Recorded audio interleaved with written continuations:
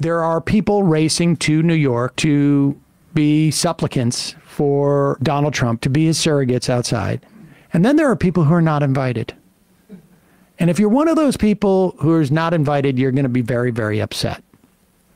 Here is Marjorie Taylor Greene, uninvited co-conspirator in the overcoming of the gag order, Operation Overcome Gag Order, on with former Trump advisor Steve Bannon, who just yesterday was the DOJ requested that a judge who has found him in contempt of Congress put him in jail. And it remains to be seen whether he'll last another week doing the show. I don't know if maybe he can stream from in jail.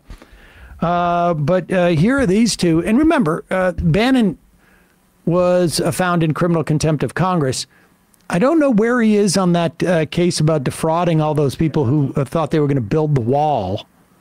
But here he is getting his sort of like, I don't know, maybe getting ready, you know, maybe he's buffing up for prison. But here he is with Marjorie Taylor Greene, who is just livid that Mike Johnson got invited to defend the president and not Marjorie Taylor Greene herself. And of course, everybody knows that the reason why she could not be invited is because everyone who defends him has to be wearing a blue suit and red tie. This made me sick to my stomach this morning, man. Oh, I can't believe I just had to listen to it again, Steve. It's repulsive. And the fact that he's like, I came up there on my own. Yeah, who paid for your airplane, Mike Johnson? And here's the whole thing about it. He's up there talking, complaining. Pause it for one second. I'm curious. I mean, she raises a good point. Mike Johnson, did he fly up on the American taxpayer dime to go and give a speech out in front of? In fact, what about J.D. Vance? What about Tommy Tuberville? Doug Burgum. Well, Doug Burgum is not on the payroll, is he? Or is he still governor? Oh, I don't know yet. That's a good point. No. He's still governor. Oh, he is still governor? Yeah. I wonder if the people not a whole lot going on in North Dakota. North Dakota are really terribly excited about the fact that they're paying for him to go and overcome. Yeah. We take a couple of shows in. The big city. Take a couple of shows in. But Marjorie Taylor Greene just had to listen to Mike Johnson speak out in front of the courthouse, and she is livid. It should be me. It should be me. Pick me, Donald Trump. Pick me.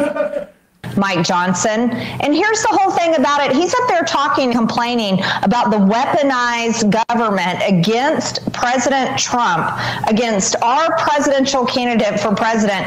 And Mike Johnson is the Speaker of the House. Don't run up to New York and sit there and hug President Trump as tightly as you can and feign like, oh, all of this outrage over Alvin Bragg. That's a state case.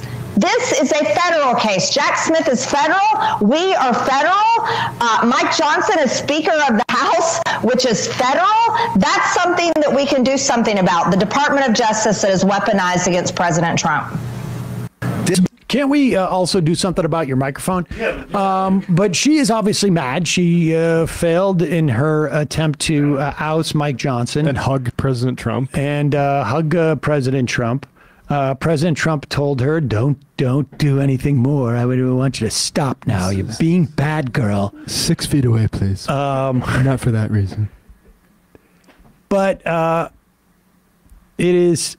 it continues to be fascinating to me that Joe Biden is not running against Congress.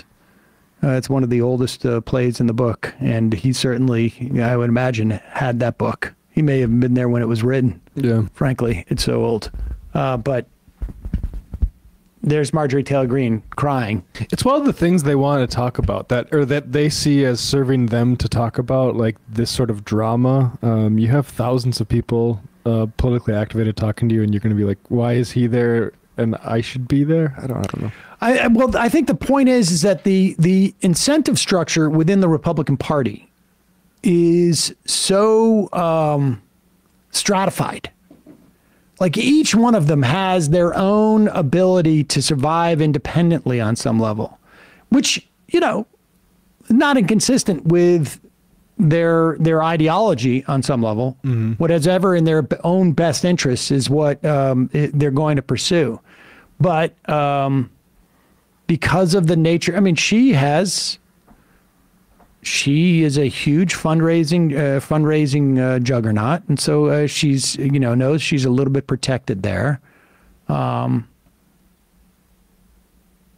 It's interesting to watch this open war between her and Mike Johnson. It's like a reality show plot lines. Yep. Hey, folks, don't forget to hit the subscribe button and check out our daily show. We do it every day at 12 p.m. Eastern for about 2.5 hours. We even take phone calls. You should check that out.